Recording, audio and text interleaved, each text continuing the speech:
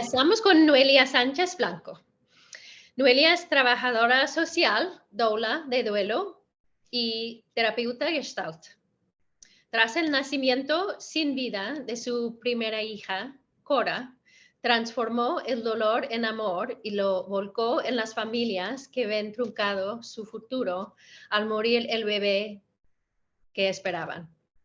Además, está enfocada en romper el tabú social que abraza a esta muerte, sensibilizar a los profesionales que acompañan estas vivencias y poder así reducir el impacto que la muerte deja en las familias. Noelia es creadora del proyecto CoraCor en 2013, que vela por el respeto y la visibilización de la muerte y el duelo gestacional y neonatal. CoraCor cuenta con un centro físico ubicado en Barcelona, que es el primer y único centro dedicado íntegramente a la atención de este duelo y de las familias que lo viven. Ahora nos da su ponencia Nacimientos respetados para bebés fugaces. Gracias, Noelia. Hola, buenas tardes. Muchas gracias por la invitación. Voy a compartir un pequeño PDF que he preparado, muy breve, muy simple, pero para que queden como las ideas de lo que quiero contar. Vale. Ok. Y ahora se me ha cerrado. Vale, tengo aquí. Vale, no sé si lo podéis ver bien. Se ve. Vale. Ahora no veo la opción de hacerlo para que lo comparta, para poder ver la pantalla bien.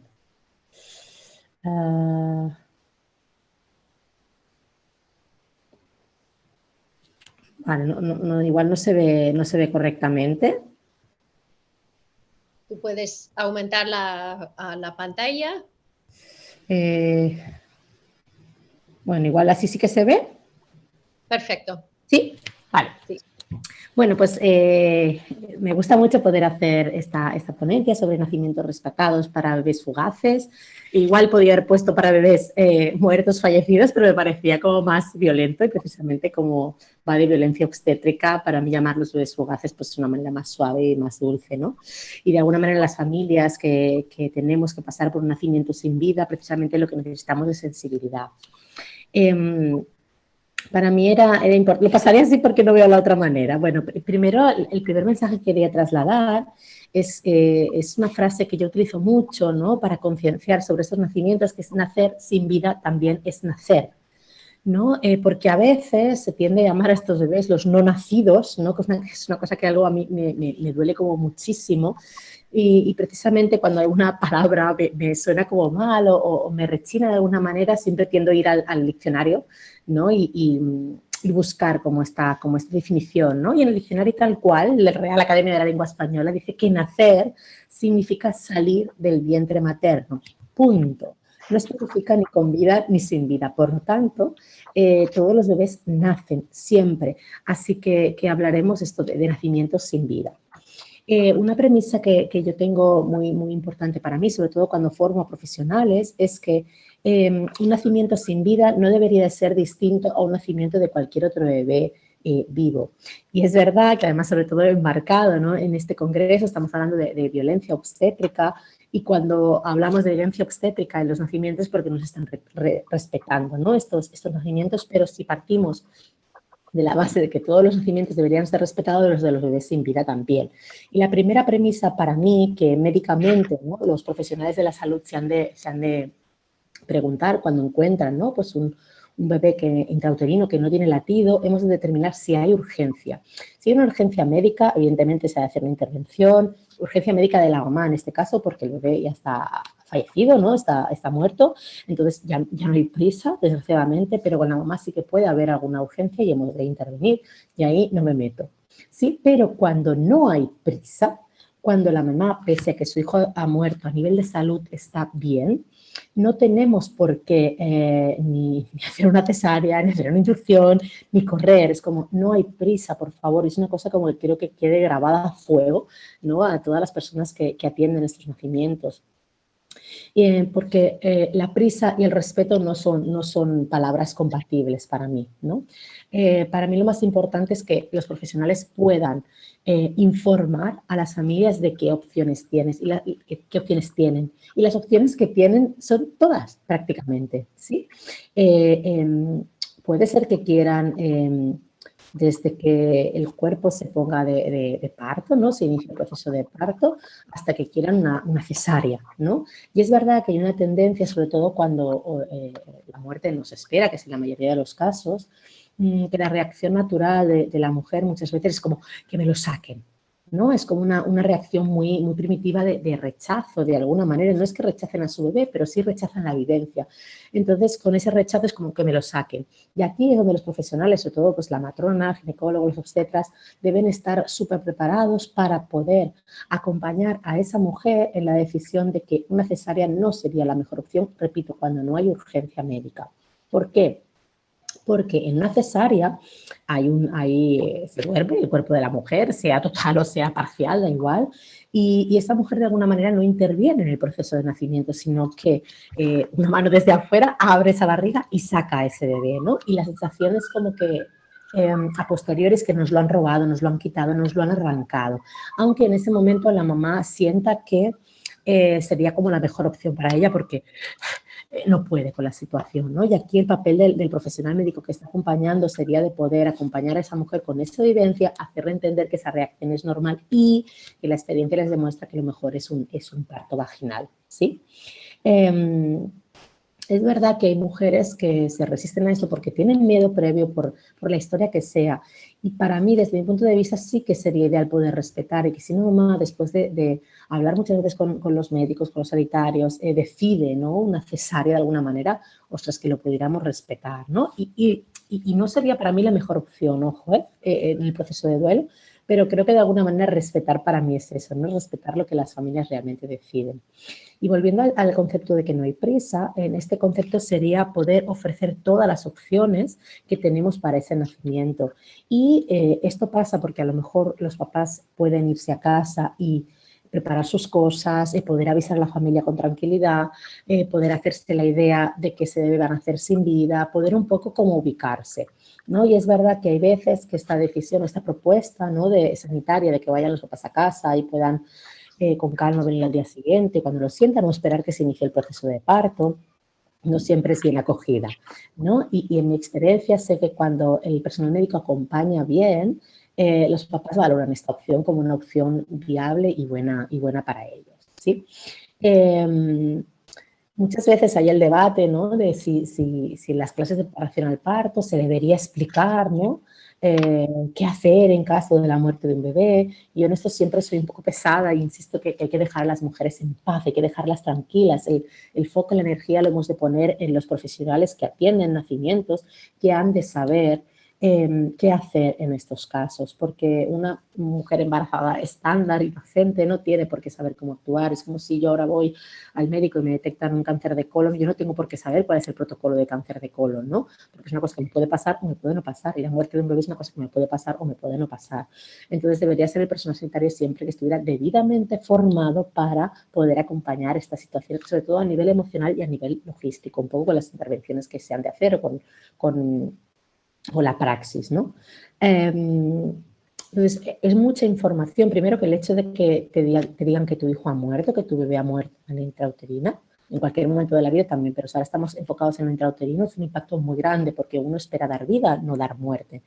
Entonces, se rompen como todos los planes y se desestructura todo, ¿no? Y de alguna manera, sobre todo la mamá, que es quien más decisiones ha de tomar, se encuentra un momento que yo siempre digo que nos quedamos como alertadas, nos quedamos como tontas, porque realmente es como, no sabemos, como que la mente procesa muy despacio, que a veces nos cuesta, ¿no? Entender qué nos están diciendo, y la cosa más sencilla a veces se nos hace, pues evidentemente, un mundo. Entonces hay que dar la información como muy despacito, asegurar asegurarnos mucho de que la están entendiendo y, sobre todo, transmitir este concepto de que no hay prisa, que se lo pueden pensar, que pueden decidir. Y de alguna manera, sobre todo las familias que ya tenían como muy preparado el parto, el nacimiento de su bebé, con un plan de parto, ¿no? Es como repasar ese plan de parto, porque lo que decía antes, un nacimiento sin vida no debería ser diferente a un nacimiento con vida, por lo tanto, la única variación que debería haber, como en ese plan de parto, si los papás lo desean, es simplemente entre comillas, que el bebé va a estar muerto, ¿sí?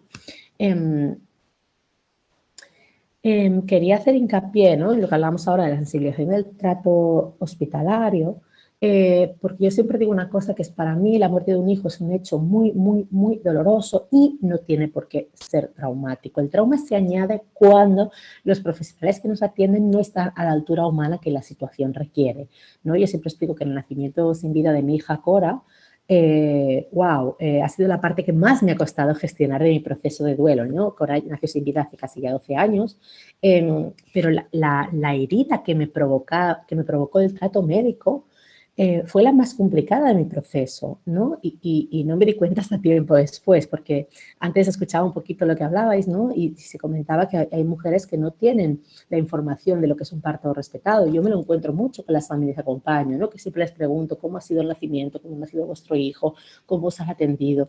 Y muchas veces me dicen que bien, y en ese bien, cuando ahondo un poquito más, veo que vale, que igual para ellos está un poco bien, pero no sería lo adecuado, ¿sí?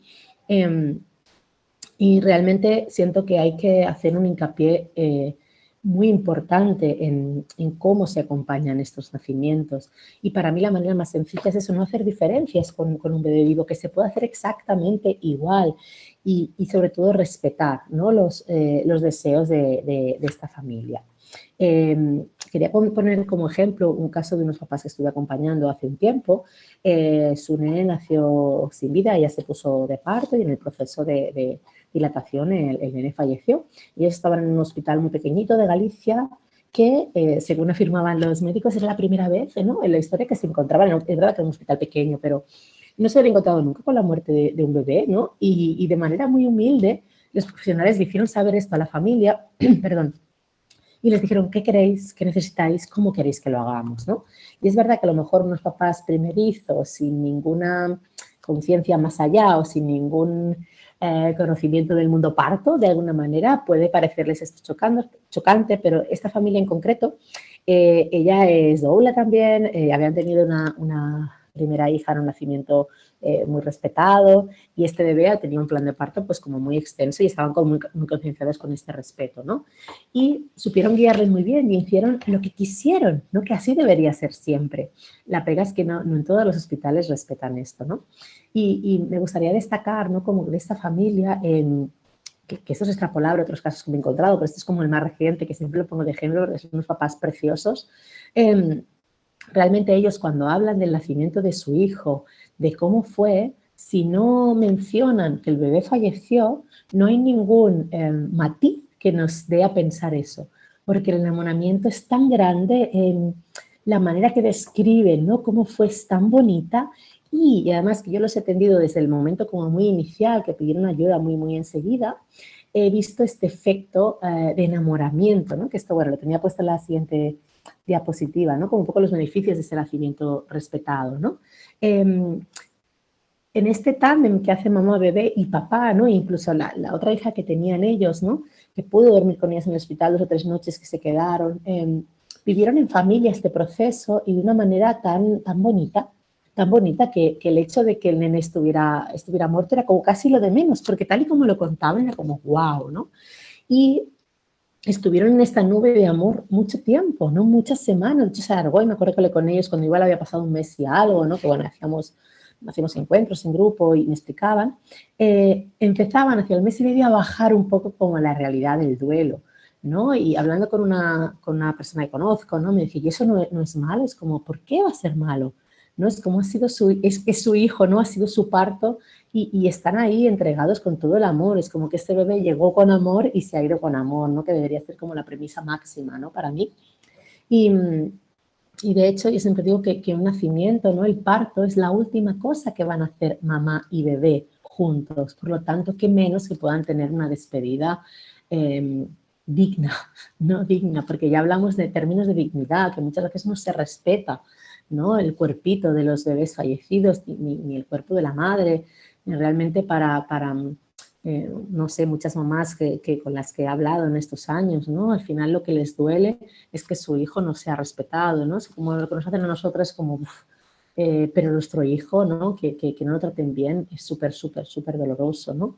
Y de alguna manera siempre les digo a los profesionales que tenéis, ¿no?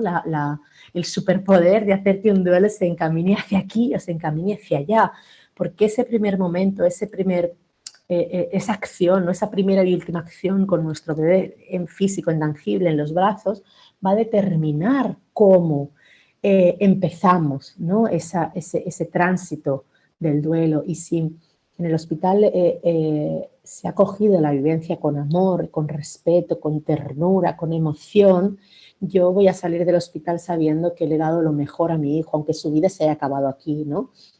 Y creo que no hay nada más bonito para una mamá, para un papá, saber que el tiempo que nuestros hijos han vivido ha sido feliz de alguna manera o ha sido con amor, o, ¿no? Una vez escuché en un vídeo de un parto sin vida, ¿no? Que la mamá decía que lo único que había conocido de su hijo era el amor. Y eso me lo quedo para mí siempre porque es como, wow, qué bonito, ¿no? Qué bonito que pueda ser así. Y de alguna manera, todo el mundo se lo merece, ¿no? Porque ahora yo concretamente hablo de los bebés que fallecen, pero sé que este congreso no es solo de esto, es de todos los nacimientos sin hacer distinción. Entonces sé que no está estandarizado el nacimiento respetado para los bebés, ni los vivos ni los muertos, que ojalá, que depende del hospital, depende del profesional, ¿no? Y depende del día que tenga ese profesional, lo respeta más o lo respeta menos. Y esto realmente no se puede permitir, me parece una aberración que siga pasando esto en pleno 2022, ¿no? Y me gusta incidir sobre todo en los nacimientos sin vida porque, no tenemos más momento, ¿no? Nuestra despedida está aquí, es eso, la última cosa que hacemos con una bebé juntos después de los meses los que han sido. Y cuando hablo de nacimientos respetados, no hablo de bebé gordito de 4 kilos de semana 40. Un bebé de 6 semanas, diminuto, chiquitín, que cabe aquí en la palma de la mano, también merece un nacimiento respetado, ¿no? Y si centramos eso en los bebés del primer trimestre, wow, cómo son de ninguneados, ¿no? Cómo son de maltratados los cuerpos de las madres, cómo son de desinformados, ¿no? Todos los procesos.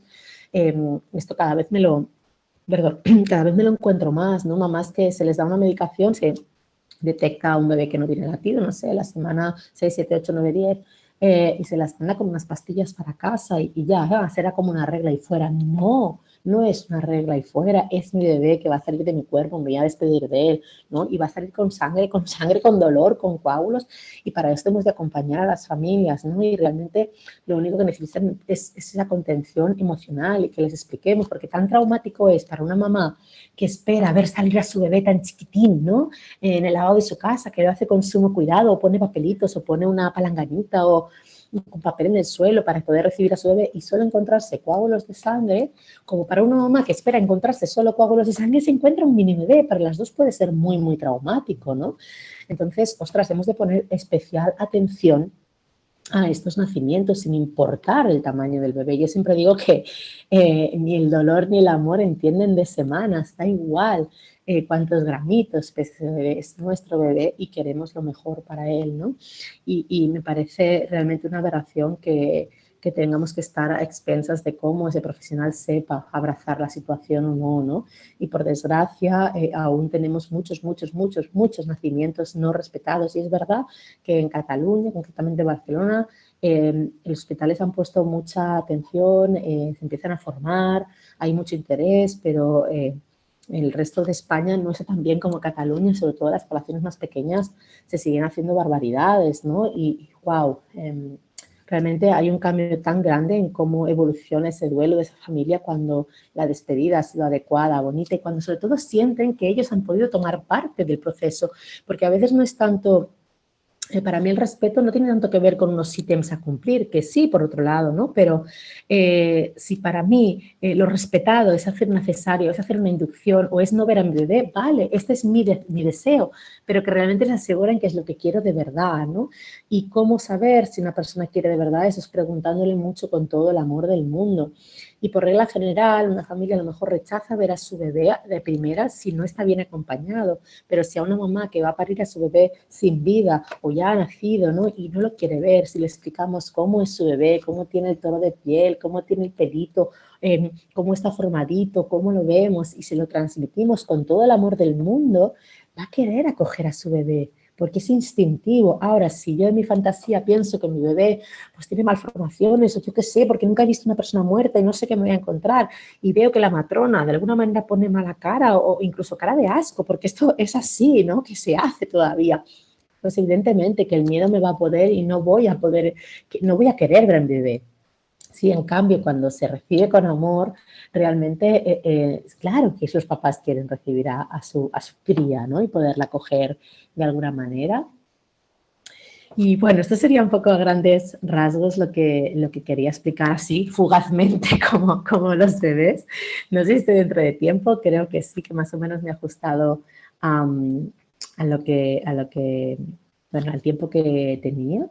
Para mí es un placer poder trabajar con estas maternidades especiales. Desde fuera a lo mejor puede parecer un poco raro, yo siempre digo que disfruto mucho mi trabajo, ojalá pudiera hacer algo para que los bebés no fallecieran y esto no lo puedo hacer, pero sí puedo hacer para que estos nacimientos y que estos duelos sean más acogidos y lo menos dolorosos posibles. Muchas gracias por vuestra atención. Muchas gracias a ti, Noelia, una ponencia sí, fantástica y sí, a ver, que no muy os veo. alucinadora y sí, haremos Ahora sí. unas preguntas sí, después.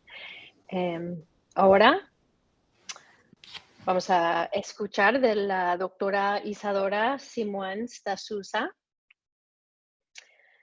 Isadora es doctora en Psicología Social en la Pontificia Universidad Católica de Sao Paulo.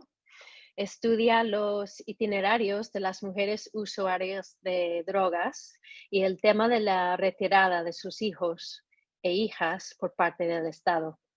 Isadora es máster en salud mental de la Universidad de Nova da Lisboa y actualmente es profesora de psicología en la Universidad de Presbiteriana Mackenzie de Sao Paulo.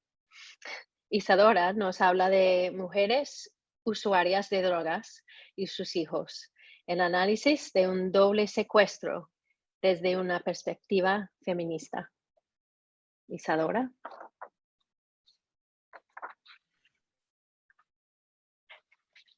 Y sí.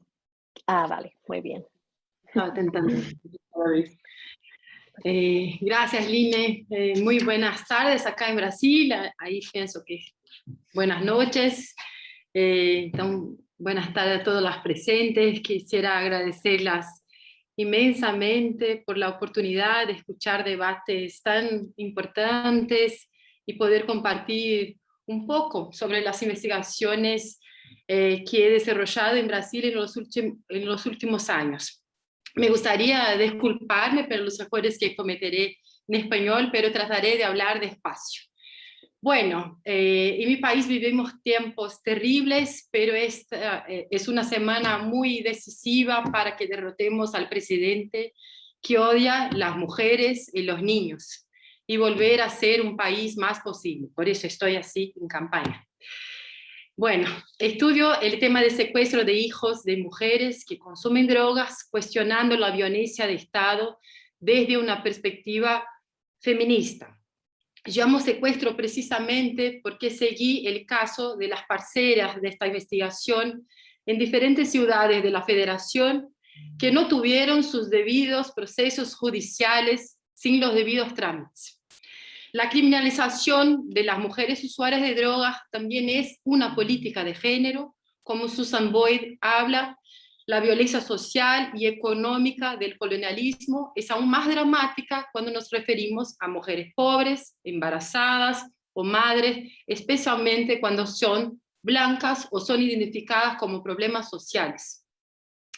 En las décadas de 1980 y 1990 se construyó una narrativa basada en pruebas falsas sobre las historias de los crack babies, en las que afirmaban que el uso de crack era perjudicial para los fetos.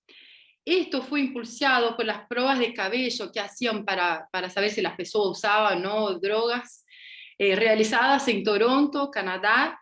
Sin embargo, años después se descubrió que las pruebas eran inexactas y que muchas familias ya habían sido destruidas debido a resultados falsos. Carl Hart, en su último libro, Drogas para los adultos, habla de la problemática que era la construcción que hacían los comentarios entendidos como los neuros, sin fundamentos, basados en evidencia sobre las drogas, y eran ellos que ayudaban a construir un ambiente con objetivo injustificado y poco realista para eliminar el consumo de drogas por parte de ciudadanos marginalizados, incluso si eso significa como pisotear sus libertades civiles y dar lugar a la apropiación de leyes absurdas. Recuerdo que en 1986 el Congreso de los Estados Unidos aprobó una ley que establecía penas que eran literalmente 100 veces más severas para el tráfico de crack do que para las infracciones de tráfico de cocaína en polvo.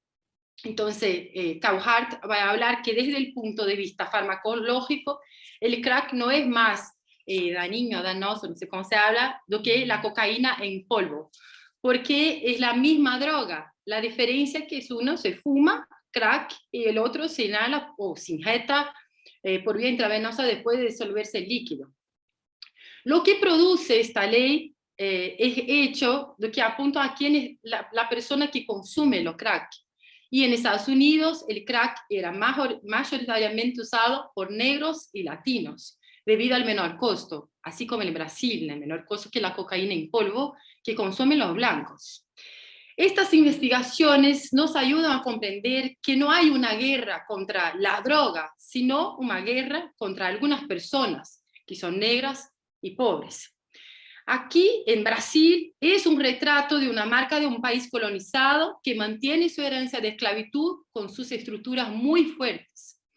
Debates como la biomedicina, la justicia y el conocimiento entendido como lo especializado operan un juego de fuerzas y verdades que orientan los procedimientos, rigen los cuerpos de mujeres y niños en situación de vulnerabilidad social por el consumo de drogas, la pobreza y la estigmatización. Esto es posible percibirlo en los diferentes itinerarios institucionales de disciplinamiento y control que son anclados en la supuesta protección de los niños. En nombre de esta supuesta protección, se niega y no se escucha, violando así los derechos de mujeres y niños que ya son comúnmente juzgados por su forma de vida. Estas comienzan a recibir una nueva sentencia. No pueden ser madres, y sus hijos no pueden ser sus hijos. Por eso pensamos en una imagen de un doble secuestro, impidiendo que se vivan estas historias. Lo que viven las mujeres que consumen drogas y son madres se basa en una sucesión de vulneraciones de derechos. Se les niega, no hay apoyo estatal para sus reales demandas y necesidad. Y esto da como resultado la conducción de un proceso que se vuelve judicial. La construcción de lo que significa ser madre, de cómo debe comportarse en relación a su hijo, de cómo vivir, de cómo amamentar, amar, de todo lo demás que se presume a existencia de una relación que se imagina como innata, ¿sí? Entre madre e hijo es resultado de algo que se construyó como el surgimiento del patriarcado y todo lo que las mujeres comenzaron a vivir como condición legítima de convivencia, como la dominación y el abuso por parte de los hombres y del Estado, como patriarca. La noción de madres indígenas parte de una construcción de que muchas no pueden desempeñar el papel de la maternidad. Son indígenas porque usan drogas, están locas, son pobres. Son formulaciones que alimentan la comprensión de esta indignidad, una idea persistente de que hay una buena madre y una mala madre. Algunas historias encontradas en los estudios de una pesquisadora brasileña, Luana Malheiro, en mis estudios de maestrado y doctorado, nos muestran la cantidad de fuerzas que se movilizaron para sacar de las mujeres de su lugar como madres. se engendraron diferentes dispositivos siendo operados por redes coordinadas por jueces, por militares, por médicos, por psicólogos. Esto muestra la magnitud de la amenaza que representaban y representan las mujeres para una concepción particular de la familia. Pero aún así destacamos la fuerza de resistencia de estas mujeres que aún viviendo historias tan duras logran escapar y enfrentarse al propio régimen. La autora indiana Veena Das nos apoya a pensar en las maternidades indígenas a través de su estudio, que se centró con especial atención en las relaciones entre tiempo y subjetividad, trauma y testimonio. Lo que podemos entender en que las repercusiones del trauma quedaron a lo largo de los años, efecto de las sentencias sobre muchas mujeres que fueron juzgadas como inadecuadas, malas madres, afectando directamente la vida de innumerables niños, aunque podían servir para algunas familias, pero sus madres no, porque no corresponden a una idea de maternidad.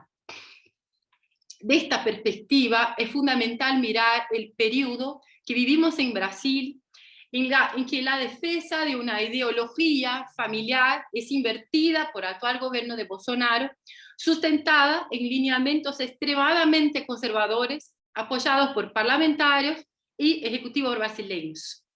Pero también vale remontarse a diferentes prácticas de secuestro, ya que en Brasil estas prácticas ocurrieron bajo diferentes racionalidades y tecnologías, acercándose por el efecto común del olfato de impedir la maternidad, como los casos de la rueda de los expuestos, el minorismo, la medicalización del cuerpo de la mujer y los secuestros de bebés durante la dictadura militar de 1964 a 1985. En relación también a la dictadura de Argentina, los hechos datan de 1978 y 1983, evidenciando el plan sistemático de secuestro de niños elaborado por las Fuerzas Armadas de este país. Hoy, como marca de resistencia, lucha y fuerza política, encontramos en las madres y abuelas de la Plaza de Mayo, también conocidas como las locas de la Plaza de Mayo, porque justamente luchan diariamente por la memoria de sus hijos y por reencuentro con sus nietos. En España también cabe destacar la alianza entre militares y psiquiatras que articularon la sustracción de hijos nacidos de militantes políticos en el periodo de 1939-1976 durante el franquismo. Durante este periodo se llevaron a cabo diferentes acciones de secuestro de bebés, entre otras formas de violencia como la violación y asesinato de mujeres, las cuales continúan actualizándose en las prácticas vigentes. De ahí la necesidad de poner luz sobre la historia que nos precede. Por eso usamos la palabra secuestro, precisamente anclado en el discurso que mujeres y niños que fueron sustraídos nos ayuda a pensar lo que viven las mujeres usuarias de drogas y sus hijos. Así, cuando nos referimos al secuestro, nos referimos más específicamente a las formas en que se lleva a cabo el proceso judicial, y aquí llamo de una red fría que desencadea a un determinado proceso judicial. Pienso en el estudio de una otra autora brasileña llamada Berenice Bento, que trae reflexiones sobre la necrobiopolítica, haciendo una relación entre biopolítica, dar a vida, y necropolítica, promover la muerte. Pero aquí no hablo de la muerte propiamente dita mismo, sino del aniquilamiento subjetivo, de la muerte en vida. Pienso que esta autora trabaja con situaciones que nos apoyan en la reflexión de estudio, como la ley del útero libre, articulando que el terror y la muerte son frecuentemente analizados en la investigación y considerados como estructurantes del Estado brasileño, basándose en que el ejemplo que trae en la relación de la ley de útero libre, donde habla que los niños nacidos después de la promulgación de la ley serían libres y sus madres seguirían esclavizadas. Ella dice: la trata de esclavos se había interrumpido en 1850, pero las negras, las mujeres continuaron procreando y ofreciendo que ella llama de la carne necesaria para alimentar el sistema. Porque estamos en una guerra permanente contra las mujeres, donde el denominador común es la desvalorización de la vida de las categorías, de estas catalogadas por sus modos de existencia, en que la violencia se convierte como una fuerza productiva privilegiada para acumulación de capital. Así, estaremos frente a violaciones de derechos humanos como mujeres muertas, niños secuestrados de sus madres, mujeres encarceladas, medicalizadas, esterilizadas obligatoriamente, cuya intención es que su voz sea silenciada progresivamente.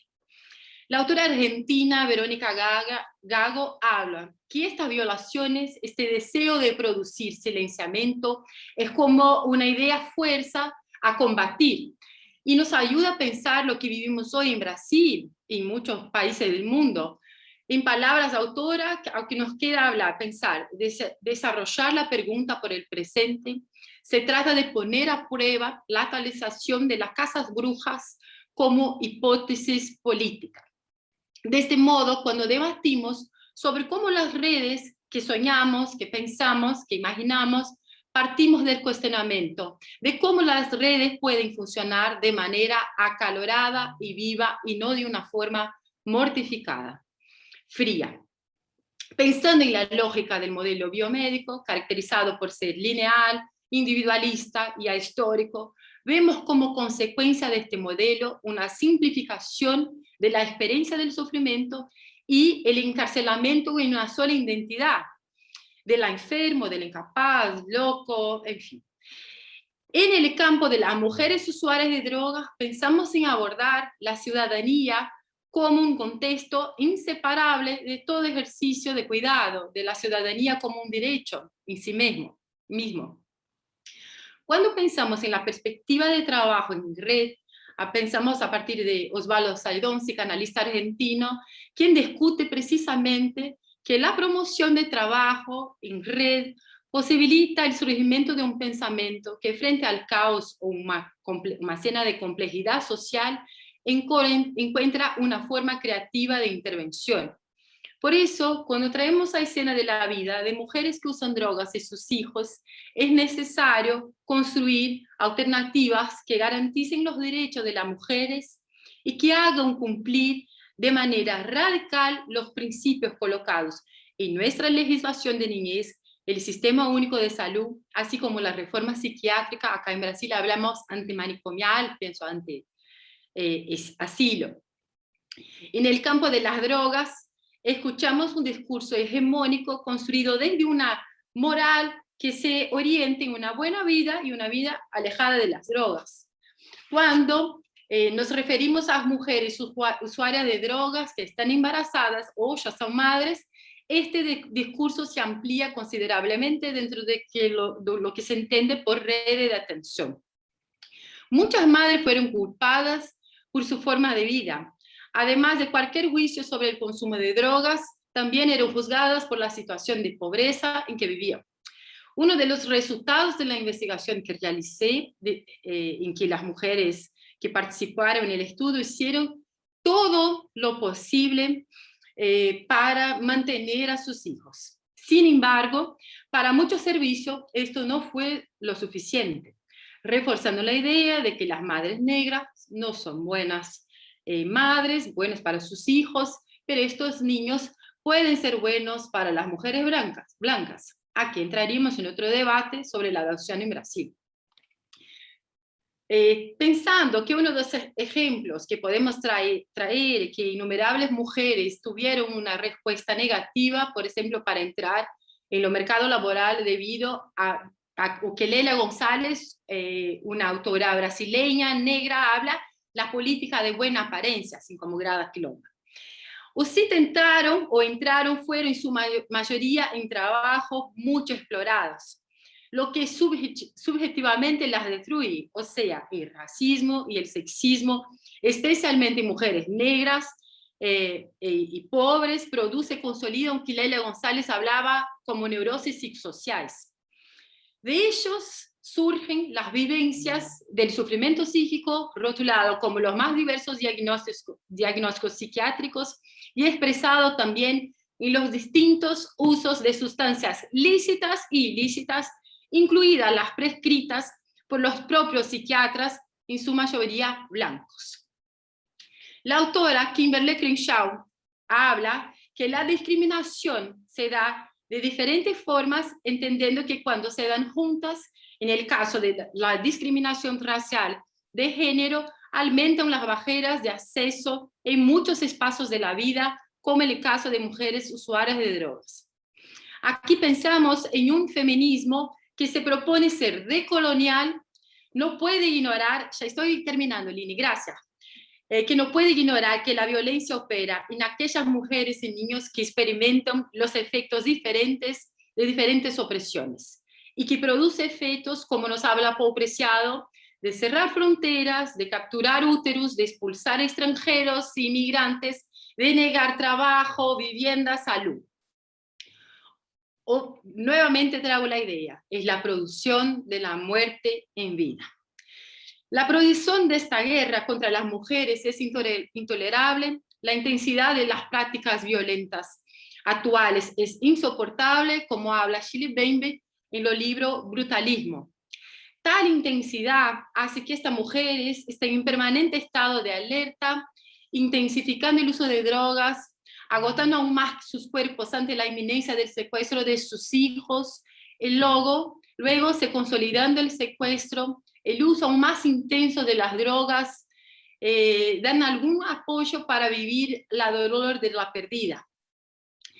Para que las maternidades, acá en Brasil hablamos antiprohibicionistas, puedan existir efectivamente, embarcamos en la invitación de la autora Françoise Verger, cuando nos habla de un futuro post-esclavista, en el que es necesario ser antirracista, antipatriarcales, anticapitalista, antifascista, antimanicomial, antiasilo, y yo agregaría que es necesario ser antiprohibicionista. Pensar en los modos y formas en que una red mortificada puede volver a ser acalorada, viva y ética, nos remete el prefacio, a mí me remete el prefacio de Foucault en el libro Antiético de Deleuze y Guattari, cuando habla por una vida no fascista, y así termino mi ponencia. Voy a hablar algunos puntos. Foucault habla, liberar la acción política de toda forma de paranoia unitaria y totalizadora, hacer creer la acción, el pensamiento y los deseos a través de la proliferación, la justaposición, en lugar de la subdivisión y la jerarquía piramidal. Libertad de las viejas categorías de lo negativo, la ley, el límite, la castración, la carencia, que el pensamiento occidental durante mucho tiempo sacralizó como una forma de poder y una forma de ceder la realidad. Utilizar una práctica política como intensificadora del pensamiento y el análisis como multiplicador de las formas y dominios de intervención de la acción política. No te imagines que hay que ser triste para ser militante, aunque lo combata sea abominable. Es la conexión del deseo con la realidad lo que se tiene fuerza revolucionaria. Muchas gracias.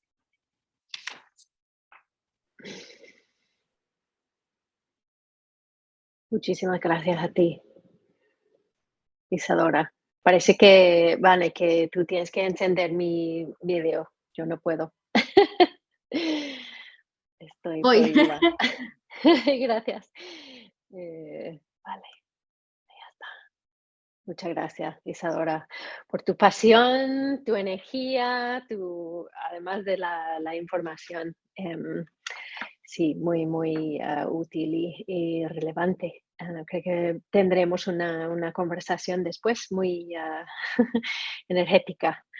Ahora pasamos a la Marta Busquets Gallego, perdona, que es licenciada y máster en Derecho, además de máster en Género.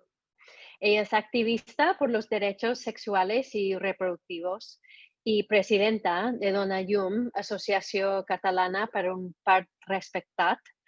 Además, es autora de Mi embarazo y mi parto son míos, guía de derechos para embarazadas, de la editorial Polen. Ahora nos habla de la violencia obstétrica desde un abordaje integral e interdisciplinar. Gracias, Marta. Hola a todas y gracias, Aline, por la presentación. En primer lugar, agradecer enormemente el espacio que se me da para dirigirme a vosotras en este congreso y para hablar de este tema. Yo, como comentaba Aline, soy abogada, pero también soy activista y en concreto hago mi activismo en la asociación Dona Llum, Asociació Catalana per un Parc Respectat. Bueno, hago también en otros lugares, pero principalmente podría decirse que lo hago allí. Y luego, pues entiendo que después habrá a lo mejor espacio para compartir o lo que sea, pero que en cualquier caso yo me apetece deciros, y más en un contexto online, que no soy especialmente fan de la unilateralidad, y esto significa que yo voy a explicar una serie de cosas, que también intentaré hablar de esto desde la experiencia, como una cosa más vivencial de lo que hemos ido viviendo en el abordaje de la violencia obstétrica desde la asociación o tanto a nivel profesional, activista, personal. Y a partir de aquí, si alguna tiene preguntas o incluso si me quiere contactar fuera del congreso, pues estoy más que abierta a que haya intercambios y que podamos hablar y entrar en conversación. Entonces, aquí hay un primer tema que supongo que ya lleváis varias sesiones de congresos, ¿no? Pero que el concepto violencia obstétrica como tal, podemos hablar de él desde un marco conceptual concreto, en gran parte gracias a las compañeras de Latinoamérica, que fueron quienes acuñaron el concepto.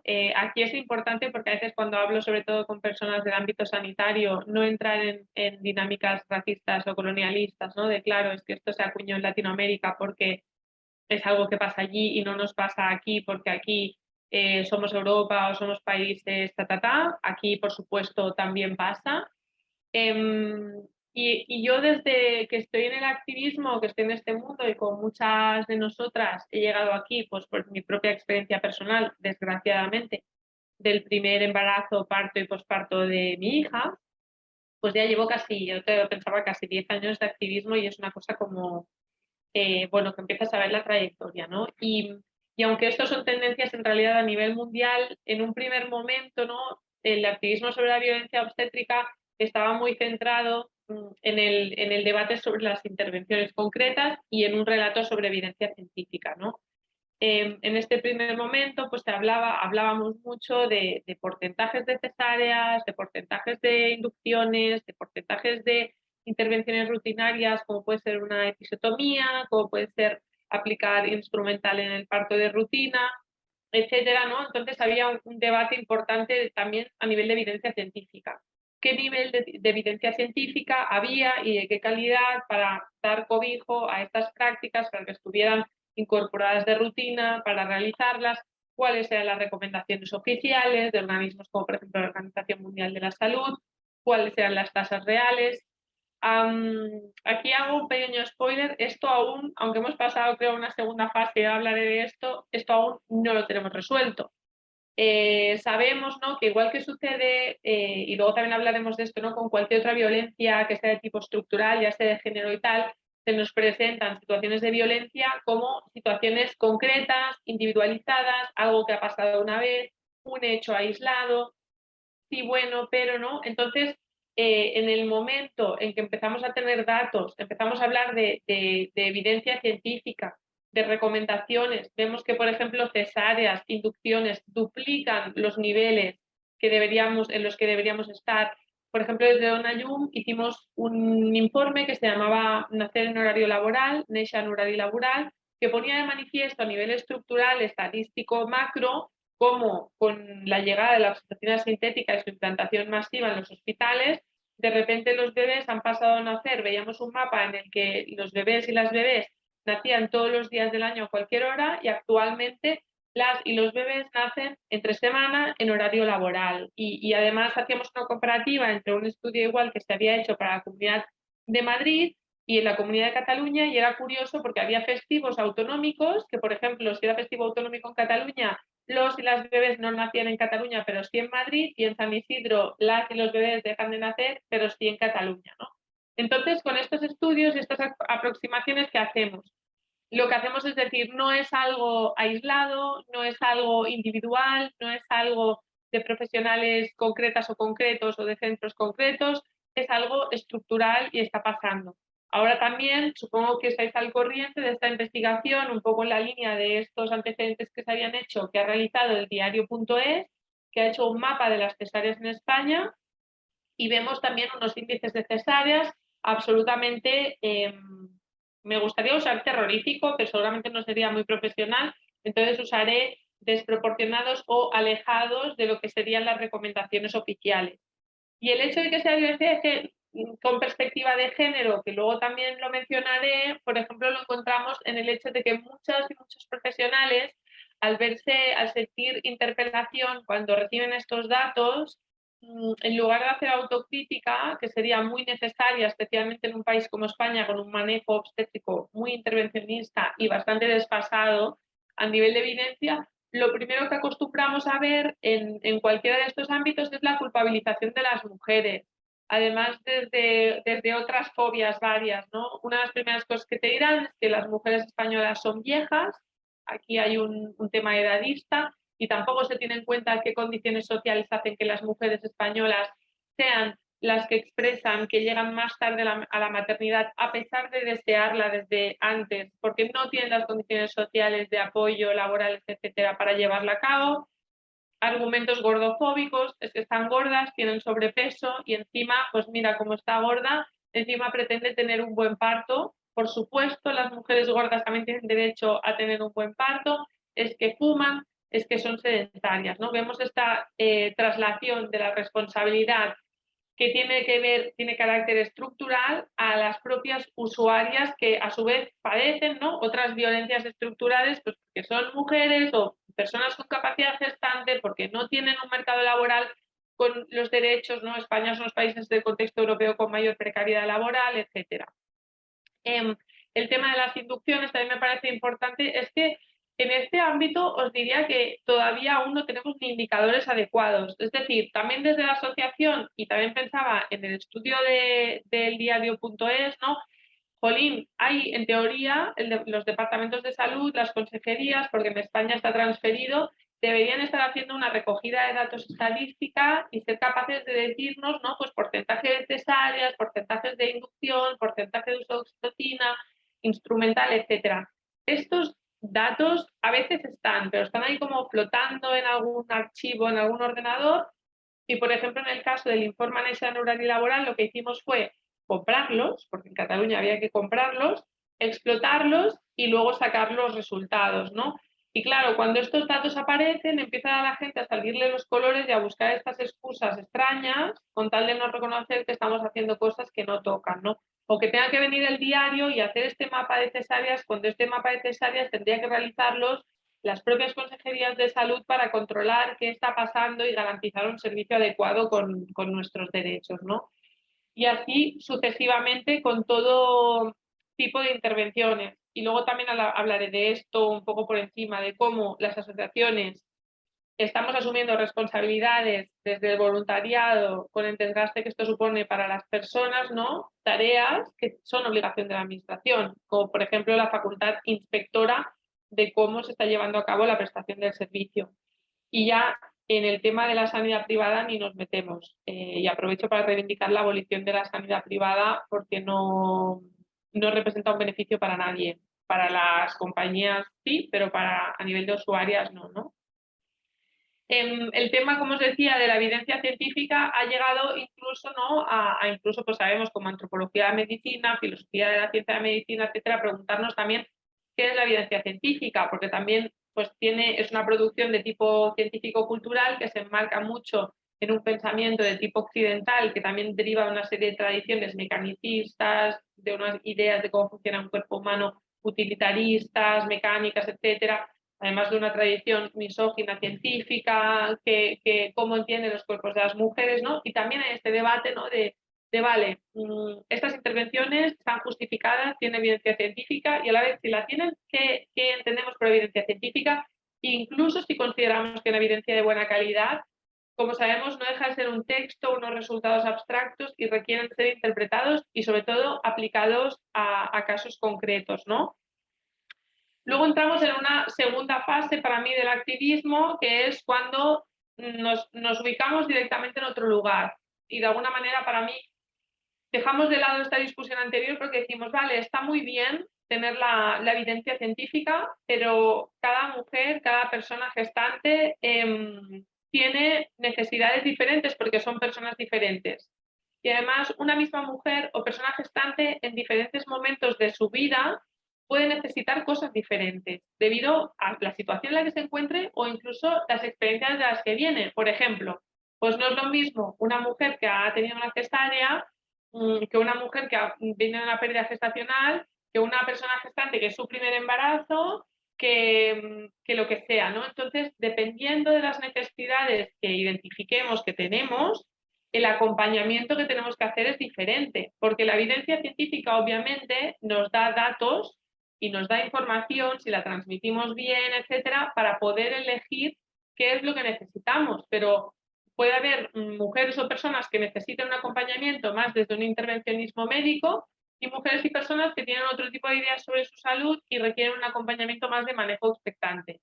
Y todo esto está bien, porque creo que también esto tiene que ver con las ideas sociales de diversidad, que la diversidad es algo que no solo debe ser tolerado en las sociedades, sino que debe ser promovido. Entonces, la diversidad no es solo colgar banderas y decir que somos libres y tal, sino que cuando llegamos a momentos en los que nos jugamos aspectos centrales de nuestras vidas, como es cómo entendemos nuestra salud, cómo vamos a entenderla, no solo permitir y tolerar, sino acompañar y promover esta diversidad de enfoque y estar cómodas ahí, ¿no?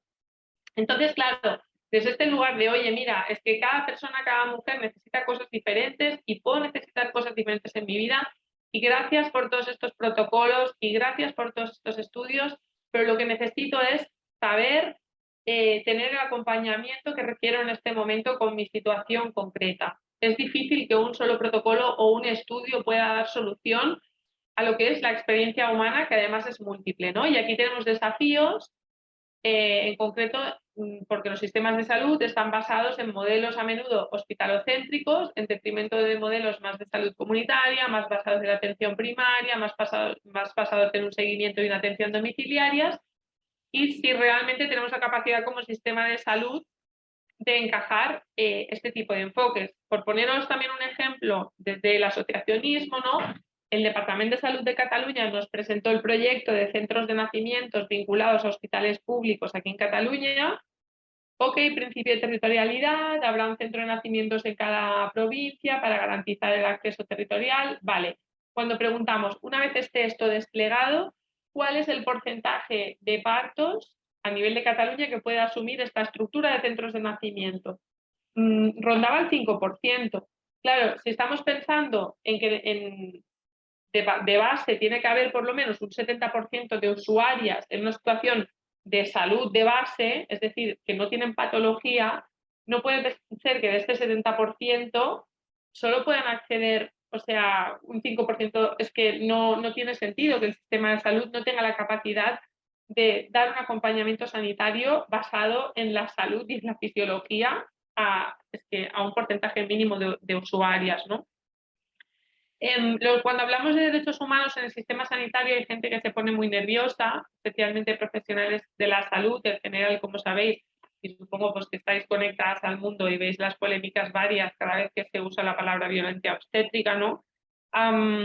De hecho, al menos jurisprudencialmente, se entienden como derechos humanos de tercera generación, tienen su implicación o su origen en derechos humanos como la integridad física y moral, etcétera, o la libertad ideológica, la intimidad familiar, etcétera, y entonces es como la traslación o concreción de esos derechos al ámbito de la salud, ¿no? Y también tiene que ver, pues esto, con entender que las mujeres somos, y las personas gestantes, en definitiva, que las personas que no somos hombres cis, adultos, blancos, heterosexuales, con todas sus capacidades intactas, etcétera, somos personas de pleno derecho, con plena humanidad, y se nos tiene que reconocer esto y que también podemos tomar decisiones sobre nuestras vidas y buscar nuestro bienestar y dignidad sin ser violentadas en el camino por ello, ¿no? La compañera, creo que era Isadora, ya ha hablado de toda la parte de ha hecho mención y muy importante al tema de la interseccionalidad. cuando hablamos de derechos humanos, hablamos de derechos de las personas y hablamos de violencias varias, también sabemos que desgraciadamente nos movemos en un terreno en que en el sistema que vivimos, patriarcal, heterocapacitista, etcétera, no todas las personas ocupan el mismo lugar en la jerarquía y cuando te atraviesan distintos ejes de opresión o intersecciones, entonces estás en un mayor riesgo de sufrir violencia y por supuesto también la obstétrica, o incluso en un mayor riesgo de que de padecerla sea más grave. De hecho, no es casualidad que, por ejemplo, en los casos de violencia obstétrica de mayor gravedad y quizá de forma más explícita en España, como han sido el caso Nancy, ahora un poco antiguo, que se practicaron unos fórceps en una madre soltera, migrante racializada que había acudido a parir con una compañera de piso y su hija acabó con lesiones muy graves en el cráneo, porque alguien decidió que era la persona con la que iban a practicar varios estudiantes en la aplicación de fórceps. Pero también cuando ha habido inducciones forzadas, por ejemplo en el caso de San Boy, estos casos normalmente se producen sobre las personas, sobre los cuerpos, sobre las vidas de mujeres pues, migrantes, racializadas, etc. Y esto pues, es un elemento a tener en cuenta, porque yo, por ejemplo, con Marta Busquets, se me permite tomar una serie de decisiones, incluso que se entiendan de riesgo, que a lo mejor a otra persona no se le van a permitir o la va a introducir una espiral de sospecha o de problemas. Y luego esto sin tener en cuenta ya las personas que tienen dificultad de acceso al sistema sanitario, ya directamente, ¿no? Por estar en situación de regularidad. De hecho, también ¿no? Cuando vivimos el caso de la inducción forzada en San Boy, que fue un poco anterior a cuando sucedió en Oviedo, nunca me olvidaré de quien era el presidente de la sección de Derecho Sanitario de mi colegio profesional, que además lo puedo decir porque es algo que está publicado en noticias y salió por la tele diciéndolo, que dijo, este caso, como os digo, era una mujer sana, que fue la policía a su casa a buscarla para obligarla a parir y ella pensaba hacer una inducción y ella pensaba que estaba entre control. Bueno, pues salió este señor por la tele y justificó la situación diciendo que sí, claro, que esto a veces se hacía en el caso de mujeres prostitutas, drogadictas, sin hogares. Y recuerdo el impacto, ¿no? Y pensar, qué fuerte, qué fácil es degradar a una mujer que no conoces de nada en la tele, ¿no? De acusarla de todas estas cosas. Y luego además, como si todas estas personas que forman parte de estos colectivos no fueran personas y no tuvieran sus derechos humanos operativos intactos. Es como todos estos colectivos que estás nombrando son personas con derechos humanos, ubícate, ¿no? Pero estaba obviamente hablando desde estas voces patriarcales que nos niegan nuestros derechos una y otra vez, ¿no? Marta, sí. un minuto, más o menos, ¿vale? No me puedo creer. Sí. Vale. El tema de que es violencia de género, pues obviamente, esto lo decimos, obviamente en su momento no era tan obvio y hemos tenido peleas o discusiones, debates, enfrentamientos, incluso en su momento en colectivos feministas o entornos feministas, porque en un primer momento teníamos una idea de que la violencia de género era lo que ocurría pues, dentro de una pareja en un contexto sexoafectivo romántico, y posteriormente se ha ido ampliando. Lo que pasa es que esto a la vez ha hecho que surjan nuevas preguntas. Por ejemplo, sabemos que en la nueva reforma de la ley del ministerio no se ha logrado incluir el concepto de violencia obstétrica. Sí que estaba incluido en un primer momento en la doctrina de necesidad médica, con la cual los médicos pretenden pasar por encima de nuestros derechos para hacer lo que quieran, a pesar de que la Asamblea General de las Naciones Unidas ha dicho que hace un abuso y que es violencia. En Cataluña, la violencia obstétrica sí que está incluida en la ley de erradicación de violencias machistas, pero claro, yo tenía, por ejemplo, una clienta que ganamos su caso y me dijo, ahora yo podría ir y pedir ayudas como víctima de violencia de género, por ejemplo, accediendo gratuitamente a una matrícula universitaria. Vemos, ¿no?, que hay deficiencias que sí que tienen un impacto a nivel simbólico, del orden simbólico de, bueno, esto lo reconocemos dentro de las definiciones, pero que luego a efectos prácticos seguimos sin herramientas para abordar esta cuestión, ¿no? Un poco por último, hablar del tema de la validación institucional, otra cosa que demuestra que hay un eje de género importante, ¿no?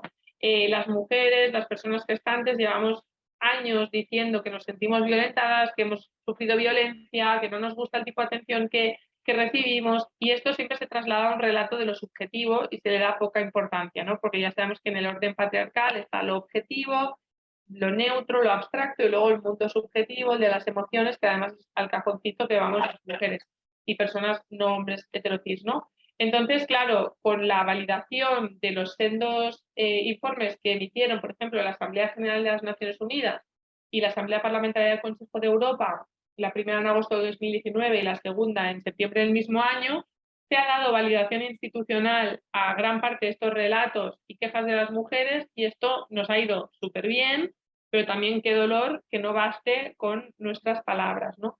Y ya para terminar, pues por ejemplo desde la asociación sentimos que es el día de la marmota, en el sentido de que pasan los años, seguimos recibiendo las mismas consultas, seguimos también hablando del tema de privilegio, ¿no? ¿Quién puede acceder a una asociación? ¿Quién puede informarse por su cuenta? ¿Quién puede acceder a recursos? ¿Quién no puede? Lo que se hablaba del otro momento, también en la asociación participamos en la revisión del protocolo de maltrato infantil y prenatal de servicios sociales, y nos quejábamos porque en el caso de, si tú eras, por ejemplo, una mujer pobre emigrada, el hecho de que le llevaras la contraria a un médico automáticamente te situaba como era un indicador de potencial maltrato prenatal, ¿no? Entonces eso hace que una mujer pobre inmigrante ejerciendo sus derechos al consentimiento en forma de autonomía sea una mujer que automáticamente le salten los riesgos y pueda entrar en el circuito de servicios sociales. Lo que decía también, desde las asociaciones y desde el voluntariado del activismo estamos asumiendo un montón de tareas. Tendrían que ser las administraciones que las asumieran, porque están obligados los estados y las administraciones sanitarias a garantizar nuestro acceso a la salud y recibir prestaciones de salud en condiciones dignas, saludables, basadas en evidencia y que respeten nuestros derechos, en definitiva. Uy, espero haber llegado al final, Lynn. Muchas gracias, Marta. Sí, sí, sí. Muy bien. Gracias. Vale, me va a encender el vídeo. Sí, no, muchas gracias. Nos has dado mucho que pensar, por supuesto. Gracias. Y creo que sí, vamos a tejer todo después del testimonio, ¿no? Porque tenemos aportaciones muy, muy interesantes. Vale, pues ahora pasamos al testimonio. No sé, yo digo, enciende mi vídeo, no sé qué pasa, porque estoy dando permiso, pero Bueno, no no pasa sé. nada. Sí. Pues presento a Sonia y espero que se arregle después.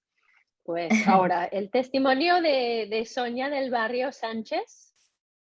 Sonia es mamá de 3 hijos, una que no llegó a vivir fuera de su vientre y 2 que crecen vivos y sanos. Además de ser estudiante de enfermería, dedica su tiempo y esfuerzo en apoyar a mujeres y criaturas como doula, asesora de lactancia, voluntaria y colaboradora en diferentes asociaciones como Parir en Libertad, la Red del Hueco en mi vientre, y otros grupos de lactancia y crianza. En su testimonio, narra los hechos sufridos en 2017, cuando sufre la pérdida de su primer bebé de manera muy traumática, debido en gran parte a la violencia obstétrica recibida en ese momento. Sonia. Bueno, muchas gracias, Lynn. ¿Se me oye bien? ¿Se oye bien? Sí, perfecto. Vale, bueno, pues lo tengo un poco estructurado porque, bueno, pues me cuesta un poco hablar del tema y para que no se me vaya el tiempo. Siempre que hablamos de violencia obstétrica, bueno, muchas gracias por invitarme y gracias por hacer todo esto. Siempre que hablamos de violencia obstétrica, pues nos dicen, bueno, es que no pasa nada porque al final, mira, pues ahí tienes a tu bebé, si no llega a ser porque el médico hace esto o hace lo otro, pues a lo mejor tu bebé no hubiera salido bien o te hubiera pasado algo, le ha pasado algo al bebé.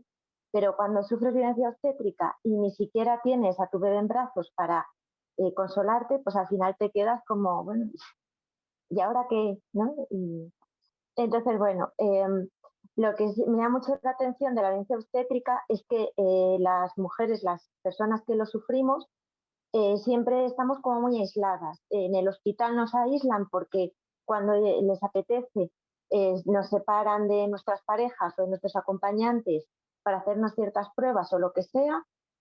Si es una cesárea, ya ni te cuento, te separan hasta tu bebé, hacen lo que quieren.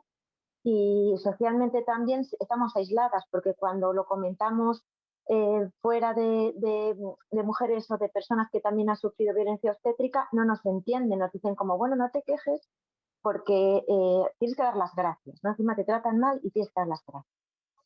Y luego también yo destacaría mucho las palabras. Dicen unas palabras que en cualquier otra circunstancia pues le hubieras, no sé, te responderías algo muy feo porque no nos pueden tratar así, no nos pueden decir esas cosas. Nos tratan como a locas, como a niñas pequeñas o no sé. Bueno, muy mal. Mi violencia obstétrica yo creo comenzó antes de quedarme embarazada siquiera. Mi pareja y yo decidimos tener un bebé y entonces, bueno, pues yo era muy joven y quitamos los métodos de barriga y bueno, pues yo digo, bueno, pues a veces tarda, ¿no? Pero veo que no me quedo, siendo tan joven. Y entonces, bueno, como cualquier persona, ¿no? Pues voy al médico y digo, oye, me pasa esto. Y mi sorpresa cuando el médico me dice que bueno, que es que yo soy muy joven, que estoy muy obsesionada, que lo que me pasa es que estoy muy nerviosa y que quedas embarazada, pues que no es así, que lo que tengo que hacer es relajarme y que cuando deje de estar tan obsesionada, pues yo me voy a quedar embarazada, así como parte de más. Y bueno, me fui sin una analítica y sin nada, pues que estaba obsesionada y que me tenía que relajar y que ya llegaría el bebé cuando llegara. Van pasando los meses y bueno, pues yo empiezo también a investigar por mi cuenta, pues a través de eso de la formación de doula y tal, empiezo a aprender sobre el método sintotérmico, los ciclos menstruales y todo eso, y entonces pues aplicándomela a mí misma consigo quedarme embarazada. Bueno, al principio todo va bien y empiezo pues a manchar un poquito marrón. Pues llamo como para pedir consulta y tal, y como tenía pues a la semana siguiente o en unos días, en pocos días, me dice, bueno, ¿cómo es? Y digo yo, pues es muy poquito y así como marrón. Y dice, bueno, no te preocupes, porque aunque el sangrado de implantación suele ser el primer mes, puede que sea algún vaso, alguna cosita, y ya cuando vayas a tu consulta, bueno, pues allá lo explicas y ya está. Si no es sangre roja, si no es un sangrado, tú no te preocupes, que eso no tiene por qué ser mal. Bueno, y ahí me quedo tranquila. Pasan los días y da la casualidad de que yo tenía, pues el sábado tenía una boda. Así que, bueno, pues eh, ese día, como pues era una boda familiar, pues yo voy a casa de mi madre pues para arreglarnos juntas, maquillarnos, peinarnos, todas esas cosas. Mi madre, que es una señora pues, más de antes y muy indiscreta, me agarra así, el pantalón y ve la mancha y me dice, eso no es normal, eso no es normal, dile a papá que te lleve a urgencias en un momento y que te miren y así pues estamos tranquilas y ya pues nos relajamos y ya está. Entonces, bueno, vamos al hospital eh, y ahí, bueno, nada más entrar ya, me suben a ginecología y le dicen a mi padre, dice, bueno, usted quédese aquí, que ya somos muchos dentro de donde la ecografía. Y yo tengo enfrente de mí, claro, me dicen, desnúdate de cintura para abajo, allí en el baño, y te subes aquí al foto.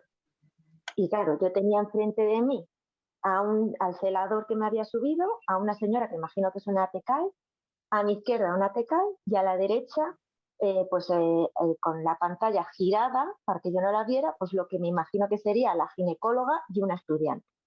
Que yo no estoy en contra de que haya estudiantes. Yo también he hecho mis prácticas de enfermería, yo también he estado ahí y entiendo que, bueno, pues que es necesario todas esas cosas.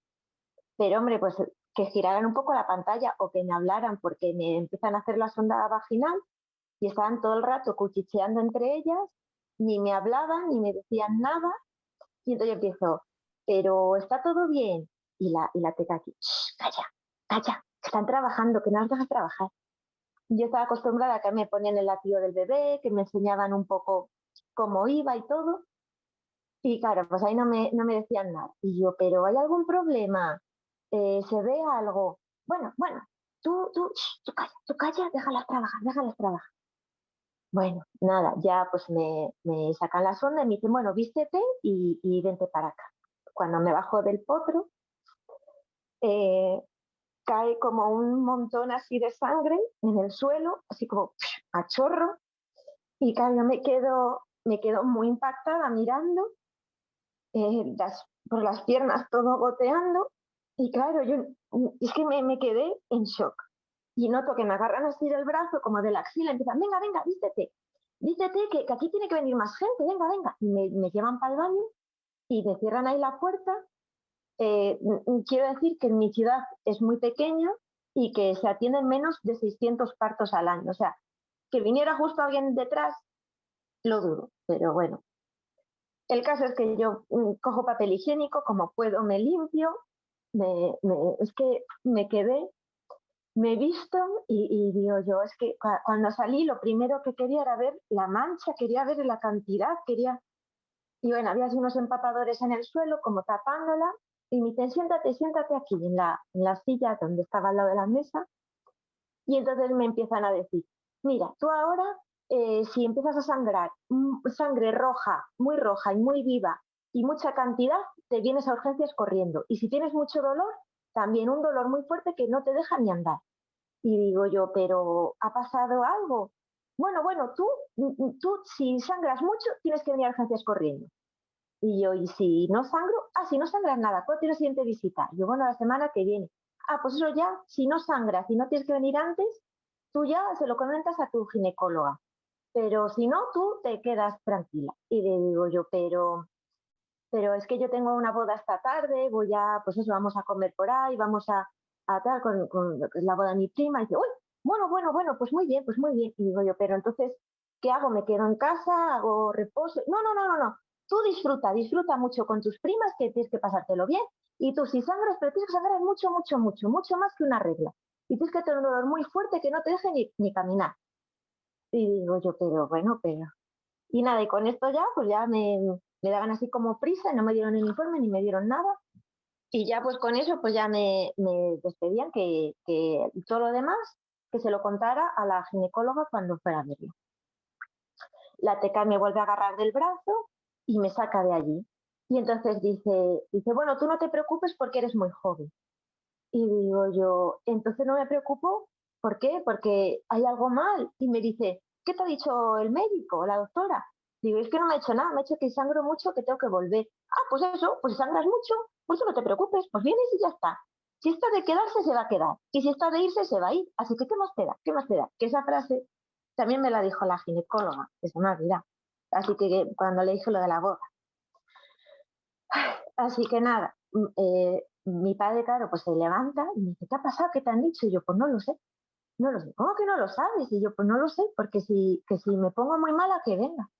Bueno, y no te han dicho nada, ¿cómo está el bebé? Y yo, claro, pues yo estaba muy nerviosa y decía, es que no lo sé, es que no me han dicho nada, que yo no lo sé, es que no lo he podido ni ver. Así que nada, vamos a casa. Mi madre igual, pero bueno, pero algo te habrán dicho, yo que solo me han dicho que si sangro que vaya. Y dice, bueno, pues nada, no te preocupes, no te preocupes.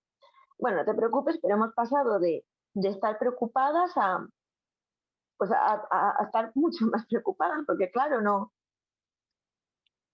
sabemos lo que va a pasar. Vamos a la boda y la boda, bueno, pues era un hotel así muy mono y tal y cual, y cuando estoy cenando, pues yo me empiezo a encontrarla, empiezo a tener como la tripa como muy mala. Y yo no sé lo que me pasaba. Y entonces le digo a mi madre, digo, mamá, por favor, ven conmigo al baño. Y dice, ¿pero qué pasa, hija? Y ven conmigo al baño que me encuentro muy mal.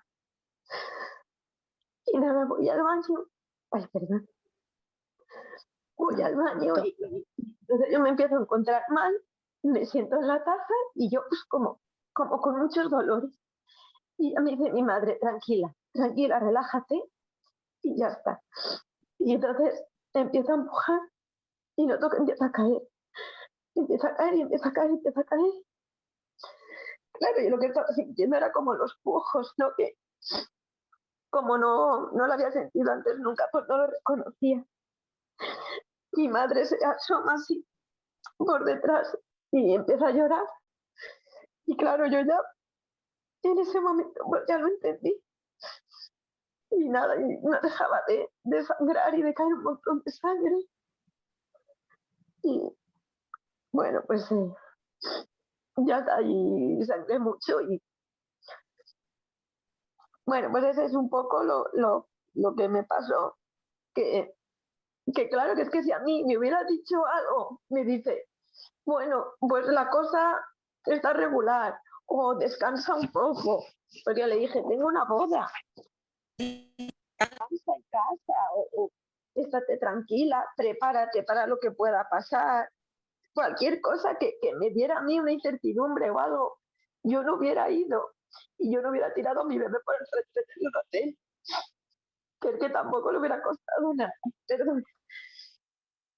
Lo que quiero decir es que a mí se me quitó el derecho a decidir lo que yo quería, cómo yo quería hacer esa despedida. Que es verdad que nunca sabes si lo mismo estoy una semana o estoy 15 días y no me pasa nada. Pero si a mí me dicen cualquier cosa no va bien, descansa, bueno, tú estate tranquila, mejor espera en casa, haz un poco de reposo, cualquier cosa, es que no hubiera pasado eso y hubiera tenido una despedida digna y mi bebé hubiera salido dignamente. Bueno, y para mí, claro, pues para mí eso fue súper traumático, que para mí, que para otra persona a lo mejor pues decirle al personal sanitario es que yo no digo nada, está claro que tampoco ellos sabían que iba a pasar así, pero no sé, jolín, un poco de tal. Luego, claro, a mí me ofrecieron un legrado, pues ya dije que no, que yo por lo menos lo que quedaba, pues yo quería estar en mi casa tranquila y ya está, y llorar por mi bebé. Y no sé, para mí fue un sentimiento de traición. Yo me sentí muy traicionada por todo el personal sanitario y no sé, y ya está. También decir, enlazando un poco lo que decían las compañeras yo, sobre la salud mental, cuando yo me negué a hacer el legrado, yo tengo una discapacidad, un problema mental, y cuando vieron que yo me negaba, yo estaba acompañada por mi madre y mi pareja, y le preguntaron a ellos que yo tenía de aquellas, pues no me acuerdo, pero 27 años o así, yo creo que tenía la suficiente para decidir yo, si quiero legrar mi cuerpo, yo, no mi pareja o mi madre. Y le preguntaron encima delante de mí si estaba tomando medicación, si estaba bien medicada, etcétera, etcétera, que cómo me veían ellos. Que también eso, no sé, creo que no era el momento tampoco. Si lo quieres preguntar, pues puede ser un poco más discreta y no automáticamente cuando me estás hablando del grado, preguntar eso, no sé, delante de mí, no sé, yo creo. Bueno, sí, no sé si me queda un poco de tiempo, pero quería decir que a partir de eso, pues claro, yo lo de la sonda vaginal no la puedo ni ver. Y tuve, con mi siguiente embarazo, yo estaba haciendo, sí, no sé, Sí, yo sí, sí, estaba, sí, te vas muy bien de tiempo. Sí, gracias, no, Sonia. Sí. perdón, gracias. En mi siguiente embarazo dio la casualidad de que yo estaba haciendo prácticas en el hospital en traumatología y entonces también me puse a sangrar. Bueno, un poquito también, bueno, yo ahí ya me asusté mucho y, y entonces, bueno, pues me dice la enfermera con la que yo estaba, me dice, bueno, no te preocupes, tú que llevas ahora el pijama y la tarjetita del hospital, súbete un momento que no te van a hacer esperar colas ni nada y en un momento te hacen una ecografía y te quedas tranquilo. Yo subí y nada, le cuento un poco lo que ha pasado y me dice, bueno, pues tú no te preocupes, venga, pasa para aquí que te lo hago en un momento. A todo esto prepara la sonda vaginal y le digo, perdona, vaginal no me la hagas, hazme la de la tripa porque no me apetece, porque bueno, tuve un problema. Y me dice, es que con la semana de gestación que tienes, si no te la hago vaginal, no se va a ver nada. Y le digo, no, ya estuve con Raquel hace unos días y me la hizo Raquel es una una compañera. Y le digo, y me la vio perfectamente atrás de la tripa. Y me dice, no, te la habrá hecho vaginal sin tú darte cuenta. Y yo digo, menos mal que voy con el pijama y con todo de que estoy aquí en el hospital, porque es que si no, no sé lo que me hubiera dicho. Y entonces, claro, pues dije yo, bueno, voy un momentito que tengo que hacer una cosa y luego si eso vuelvo. En el siguiente embarazo, otra vez lo mismo. Le expliqué perfectísimamente a la ginecóloga que por favor no me hiciera una sonda vaginal, le expliqué lo de mi pérdida gestacional, le expliqué todo, cómo me había sentido, etcétera, etcétera. Y entonces ella me dijo que me iba a mirar, bueno, pues el cuello del útero cuando tenía no sé cuántos y que me iba a hacer a continuación a través de la tripa la ecografía. Como dejó preparada la otra sonda, yo se lo recordé y me dijo, sí, sí, no te preocupes, no te preocupes. El bebé estaba girado, no se veía nada. Y entonces pues, se acerca así mucho a mí, muy fuerte. Y dice, confías en mí, confías en mí. Y digo yo, ¿qué? ¿Confías en mí? ¿Confías en mí? Digo yo, sí. Y automáticamente me metió la sonda vaginal. Creo que es hiperviolento que te metan algo por la vagina que tú no quieres que te metan, que has reiterado que no te lo metan y que no he dado permiso en ningún momento para que me lo metan. Luego ella, para hacerme sentir mejor, pues un ratito más enseñándome más imágenes, pero claro, yo con una llorera que es que ya no veía ni al bebé ni veía nada más que la sonda. Y bueno, ya para terminar, pues quería decir dos cositas. Mi bebé venía de nalgas y yo busqué un hospital que atendieran partos de nalgas. En uno de ellos, no decir el nombre, tampoco hace falta decir lo malo, a mí me dijeron que qué opinaba mi pareja, porque parir de nalgas a mí me iba a dejar la vagina y la vulva en un estado que a lo mejor mi pareja no estaba de acuerdo con esa decisión. Y me llegó a llamar niña caprichosa, que eso no, o sea, que la vagina no era solo algo mío que yo tuviera que decidir, sino que mi pareja también tenía derecho a decidir. Y ya que yo esto, cuando hablamos perdón, porque estoy como intentando decir todos los puntos que quería decir, a lo mejor voy muy rápido y es que no me quiero pasar el tiempo. Cuando hablamos de violencia obstétrica, yo creo que a veces el personal médico se lo toma muy mal y creo que lo ven nosotras, las mujeres o las personas que queremos ser madres o que estamos gestando, en contra del personal sanitario, en contra de médicos, matronas, etcétera. Y no se trata de unos contra otros, se trata de luchar todos juntos por la dignidad humana. Se trata de que yo como personal sanitario también me puedo beneficiar de dar una información veraz y completa a esas personas que están gestando o que tienen un problema o de salud o lo que sea, para que ellas tomen la decisión más acertada y sean consecuentes con esas decisiones y no me carguen a mí, no es que luego si pasa algo con el bebé, a mí me llevan a juicio. No, es que a lo mejor si tú le das toda la información, toma una decisión y no es la más correcta, tú al darle toda la información, las consecuencias son responsabilidad también de la persona que toma decisión. Y entonces creo que ahí se podría compartir las consecuencias de la decisión. Y que la principal causa de muerte en España son enfermedades cardíacas.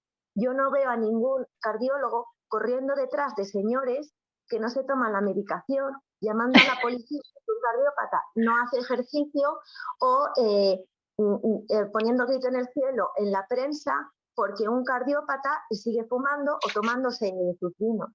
Creo que si las personas tenemos derecho a llevar nuestra salud como nos dé la gana, si los cardiópatas pueden, cuando es la principal causa de muerte en España, creo que las mujeres, las personas gestantes y todas las demás personas también podemos, creo. Lo siento si me he extendido. ¿No? Muchas gracias, Sonia. Sí, creo que no te podemos agradecer lo suficientemente por haber compartido tu historia tan importante y tan relevante al panel. Sí, te lo agradecemos mucho. Y si podemos encender los vídeos, creo que sería mejor para la conversación. Gracias. Y la verdad es que nunca lo había pensado como lo acabas de decir, ¿no? Que no hay cardiópatas corriendo por detrás de un hombre con sobrepeso y un cigarrillo y tal. Y creo que es un muy buen, al menos para mí, es una muy buena imagen del contraste, sí, sí, sí. Y pues mientras que esperamos a las personas que hagan preguntas, que hay una de Afin, de Vanessa, solo quería decir que yo he notado un hilo muy, muy fuerte en todas las ponencias, que es este hecho de proclividad de etiquetarnos, ¿no?, a las mujeres. Creo que todas han hablado de estas etiquetas, ¿no? De buena madre, mala madre, de obsesionada, nerviosa, ¿no? En el contexto de violencia obstétrica, creo que de un lado nos llaman delicadas, ¿no? Como decimos en inglés, copas de nieve, o madres tristes, ¿no? Porque el parto no salió como soñara. Y sí, también quejonas, claro, al otro lado para reivindicar nuestros derechos, ¿no? Pues es el hilo que noté en todas las ponencias. Ahora vamos a pasar la palabra a Vanessa. Creo que es Vanessa detrás del, Sí. del logo para su pregunta. Perdón, no quiero monopolizar No. el debate, o sea que animo a los asistentes, bueno, los asistentes y a quienes están en los panelistas a preguntar, pero yo tengo como algunas aportaciones para algunas de vosotras. Me ha parecido súper interesante todas las ponencias, muy necesarias, además de puntos de vistas diferentes, pero como decía Lynn, ¿no? Que al final en todas las historias se entrecruzan pues factores similares, ¿no? Yo tenía una reflexión, a ver si las explicar bien para Noelia, porque me ha resultado muy interesante lo que decías o lo que has recalcado, ¿no? Que dentro del contexto del nacimiento sin vida, pues dentro de la atención o de la no atención, hay esta cuestión de que hay una cosa contraria, o que se contradice la prisa y el respeto, ¿no? A mí lo que me ha hecho reflexionar es, supongo que también tiene que ver desde el punto de vista antropológico cuando analizamos estos hechos, ¿no? Que siempre tenemos que analizarlo en relación a la estructura política, que en este caso no deja de responder a unas dinámicas capitalistas en la atención en todos los ámbitos de la vida, ¿no? La prisa muy alienada al respeto, que en este caso yo no, claro, son cuestiones muy nuevas para mí y por eso también me ha resultado interesante incluso llevarlo hasta este ámbito, ¿no? Del nacimiento de los nacimientos sin vida, y que además también tiene que ver con el tabú muy, muy presente en nuestras sociedades sobre la muerte, ¿no? Son como diferentes factores que se entrecruzan en estos hechos, ¿no? Así que muchas gracias por la presentación. Después tenía para Isidora una pregunta que me ha hecho pensar, no sé, esto ya es total ignorancia, si en las concepciones o en las políticas reproductivas en los gobiernos de izquierdas, ¿no? En los casos de los gobiernos antes de Bolsonaro, de Lula, que eran más de izquierdas, si realmente se siguió abandonando las situaciones en las que vivían las madres negras consumidoras de droga, o si con Bolsonaro siguió igual o cambió a peor, o cómo está esa cuestión en Brasil, ¿no? Me interesa un poco saber cómo, porque aunque la izquierda va de izquierda, ¿no? A veces se siguen perpetuando las desigualdades en las poblaciones más discriminadas, ¿no? Pobres, racializadas y tal. Y para Marta tenía una reflexión que me ha resultado, bueno, todas las ponencias, ¿no? Con reflexiones muy interesantes, pero no sé, yo recalcaría, y además que en este panel hoy lo hemos visto, en el panel de la violencia obstétrica lo hemos visto, en la cuestión del privilegio. Yo lo estoy viendo mucho, esto de que al final el acceso, que por ejemplo en mi tesis lo estoy viendo, ¿no? Que incluso el acceso al diagnóstico, a un diagnóstico de salud, tiene que ver con una cuestión de privilegios, ¿no? Tú mencionabas de cómo el acceso, o sea, el privilegio tiene que ver con el acceso a las asociaciones, ¿no? Y yo como que recalco mucho esta idea de que tiene que ver una cuestión de privilegios incluso porque que tú tengas una red de apoyo, que muchas personas no lo tienen, te ayuda bueno, tanto informarte como a conseguir un diagnóstico, incluso no en la privada, pero en la pública, un diagnóstico de calidad y todas cuestiones, ¿no? Como que el privilegio tiene que ser un factor muy importante a la hora de analizar todas las cuestiones relacionadas con la violencia obstétrica, ¿no? Y ya está, yo creo que gracias a todas por las ponencias.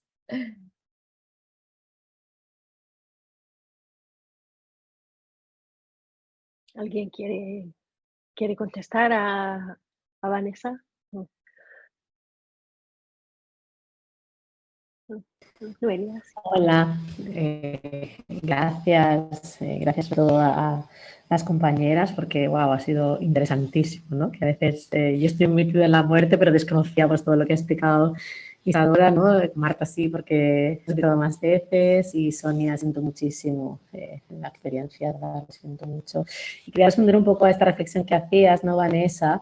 Que para mí ese tema del no respeto, ese tema de la prisa, para mí tiene que ver más con el miedo que tienen los profesionales a la muerte, ¿no? Que parece curioso que siendo pues de la rama médica haya ese rechazo porque van a trabajar con la vida y van a trabajar con la muerte irremediablemente, ¿no? Y sé que juntar bebé y muerte es como que es una explosión grande, parece una contradicción, pero para mí todo está, sobre todo la prisa, tiene que ver con el rechazo, con que se vayan rápido, ¿no? Que les demos el alta rápido, quitarse el muerto de encima, que nunca está mejor aplicada la expresión que en este caso, ¿no? Gracias.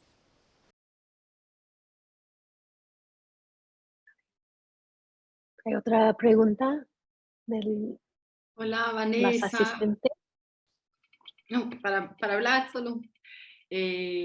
Bueno, solo para comentar las cuestiones de Vanessa, sí tenemos muchas, cambió mucho las cosas en las políticas públicas. Me recuerdo de una de las ciudades que yo he hecho los campos de la investigación, que se llama Belo Horizonte, es una ciudad del estado de Minas Gerais, que una maternidad que había como bañeras para el parto humanizado y para acompañar a las mujeres. En este gobierno, esta maternidad tiene las bañeras quebradas, ¿cómo se dice? Quebradas con martelos. Entonces, hay un odio porque no se puede tener partos humanizados, atención a las mujeres, no tiene que tener. Acá en Brasil hablamos mucho, los bolsonaristas hablan mucho de la expresión mimimi, que las personas que van a discutir la humanización de los cuidados, de una red de atención implicada, es mucho mimimi. Entonces, sí tenemos a muchas políticas que permanecieron, como los consultorios en la calle, la atención de los centros de atención psicosocial, que acá llamamos los CAPS, para atención de las mujeres que tienen cuestiones de salud mental o que usan drogas, pero miramos muchas cuestiones que inclusive el gobierno federal, como notas técnicas, documentos que producía una sustentación para los cuidados de estas mujeres, miramos que hubo muchos retrocesos en 6 años, ¿no? ¿Sí? Desde el golpe de presidenta Dilma hasta los 4 años de gobierno de Bolsonaro. Gracias. No sabía si alguien más quisiera contestar a Vane o si hay alguna pregunta más. Los asistentes son muy calladas. Pues yo tengo una pregunta que es para todas, la verdad. Yo noté, para mí era muy impresionante cuando Marta habló del Día de la Marmota. Y pues para mí era muy relacionado a cuando Sonia dijo, ¿y ahora qué? ¿No? En su contexto, ¿no? ¿Y ahora qué? Pero siempre me pregunto, en contextos como este. Y yo como trabajadora social, que al menos en Estados Unidos somos muy activistas, es el papel de los trabajadores sociales. Pues les quisiera preguntar, ¿qué podemos hacer en sus respecto a sus temas, a sus campos y tomando en cuenta que somos académicas aquí, más o menos, también activistas, también madres y hermanas y hijas, etcétera, etcétera. Pero, y claro que es una pregunta enorme, entiendo, pero ¿qué podemos hacer para mejorar las situaciones que han descrito aquí? Digamos, Marta, tú puedes empezar. Sí, sí estás lista, sí. Sí, estoy lista. A ver, yo es que soy muy de la autogestión, es decir, toda la parte normativa legal, a veces no confío mucho en ella en el sentido de que tenemos también a nivel de justicia, sector de justicia, muchas cuestiones no resueltas, como el tema del acceso, quién tiene la capacidad económica o los medios para acceder, para qué tipo de defensa o acusación o representación letrada. También cuál es la noción de justicia que tenemos, ¿no? Porque yo jurídicamente cuando me encuentro con casos de violencia obstétrica solo puedo demandar, ¿no? Necesariamente hay un relato opuesto, confrontativo, necesariamente tiene que haber una persona, una parte que gana y una que pierde. No tenemos alternativas actualmente como para abordar estos temas desde lugares más, ya no hablo ni siquiera de mediación, ¿no? De tener una conversación honesta de qué ha pasado y qué necesidades tenemos. Jurídicamente a menudo solo podemos pedir dinero, no podemos pedir cambios de protocolos o formación, ¿no? Entonces, pasando por mi ámbito, yo creo que hay mucho un tema de políticas públicas, de políticas presupuestarias y luego, más allá de las políticas públicas y de obviamente la formación, yo abogo mucho por el tema de la autogestión de las mujeres. Es que estamos en parte, y de las personas gestantes, ¿no? Estamos en parte en esta situación porque nos han expropiado de nuestras capacidades de autogestión de la salud.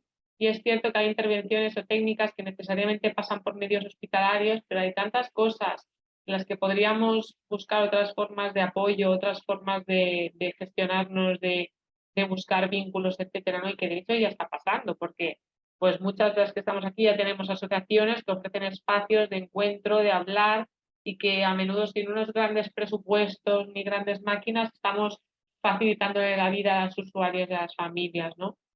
Entonces yo creo que, por una parte, seguir presionando y haciendo incidencia política para que las políticas públicas cambien, etcétera, pero también buscar cómo sea generar espacios de seguridad en que las usuarias podamos hablar, podamos llorar, podamos compartir y podamos enfocar todo este tema desde otro lugar mucho más bonito, porque creo que el modelo biomédico a muchos niveles está muy superado y se nos queda muy corto para lo que es la experiencia humana, ¿no? Y creo que es importante salir bastante de ahí y de lo institucional. Vale. Gracias, Marta. Voy a pasar la palabra a Sonia y si quieres contestar. Pero primero te quería leer un comentario en el chat de Macarena que decía, yo quería agradecer de corazón el testimonio de Sonia. Escucharla me dieron ganas de estar presencialmente y darle un abrazo. Gracias de nuevo por compartir. Sí, pues. Gracias a vosotras por hacerlo posible. Ay, perdón. Por hacerlo posible y otro abrazo para ti, Macarena. Intenté hacerlo como muy rápido y de hecho lo tenía escrito para no emocionarme, pero es verdad que para mí fue muy fácil.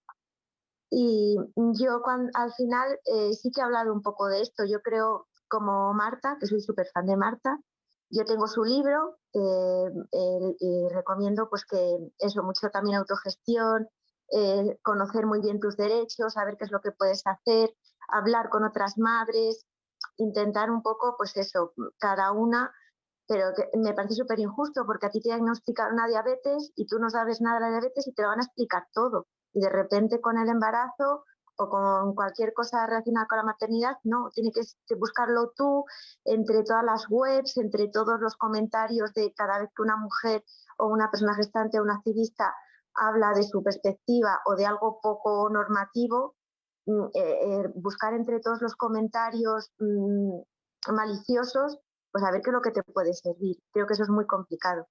Pero yo confío en que cada vez haya más profesionales sanitarios que defiendan a las personas gestantes, a las mamás, a las criaturas, etcétera, etcétera, y que cada persona, cada una de nosotras podemos cambiar mucho.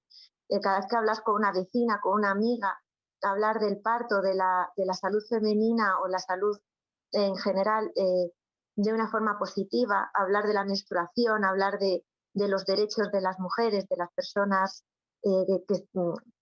pues eso, pues no normativas y hablar de la importancia que tiene eso y la repercusión que tiene en nuestra salud mental y en la salud comunitaria también, porque eso luego se repercute pues en baja, repercute en problemas sanitarios, repercute en ir a urgencias, al centro de salud, etcétera, y eso al final repercute en todos, en que tú ya te pongas, te enfrentes al médico, etcétera. Yo creo que dar información lo más amplia posible, lo más veraz posible, permitir que estén acompañadas las mujeres por quien ellas quieran, o esas personas por quien ellas quieran, que si ellas no se encuentran con fuerza, como decía también Noelia, que estás sufriendo una pérdida, que estás pasando mal, que esa mujer hable con su madre, con su padre, con su pareja, con su prima, con cualquier persona que le hablen, que no pasa nada porque ellas tomen las decisiones. Y si tú no estás de acuerdo con esa decisión como médico, como obstetra o como matrona, pues a lo mejor, no sé, puedes ir al Mercadona, pones de reponedor o lo que haga falta, pero respetar a la paciente que tienes enfrente tiene que ser lo más importante. Si tú le haces protagonista de sus decisiones, será protagonista de sus consecuencias y creo que provocaría menos conflictos al final. Sí, Creo. gracias, Sonia. Pues tenemos unos minutitos más. Isadora, yo sé que tú querías aportar algo. No, solo para hablar algo en la dirección que Marta ha dicho y Sonia también, que pienso que los fortalecimientos de las políticas públicas, acá tenemos un movimiento de la lucha por la reforma psiquiátrica muy grande y que hay una frase muy, muy buena que es para problemas complejos, las respuestas precisan ser complejas, no son soluciones simples que van pensar la cuestión de las mujeres que usan droga de forma intensa, que están en las calles, y entonces también poder complexificar las cuestiones también, la respuesta de lo Estado, a vez de ser un Estado que es violento, que practica violencia, ¿sí? Entonces es en esa dirección, por tu cuestión, Lina. Vale, muchas gracias. Muchas gracias a todas.